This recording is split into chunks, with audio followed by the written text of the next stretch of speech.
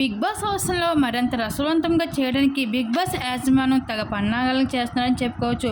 ఇందులో భాగంగానే మొదట్లో 14 మంది కంటెస్టెంట్స్ పంపించడం జరిగింది బిగ్ బాస్ హౌస్‌లో. అందులో అయితే నలుగురు అయితే ఎలిమినేట్ అయ్యి బయటకు వచ్చేయడం జరిగింది.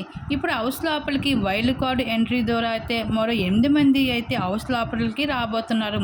అయితే వైల్డ్ కార్డ్ ఎంట్రీ ద్వారా ఎవరెవరు హౌస్ లోపలికి అడుగు పెడుతున్నారు, ఎప్పుడు అడుగు పెడుతున్నారు అన్నది ఒకసారి చూసేద్దాం.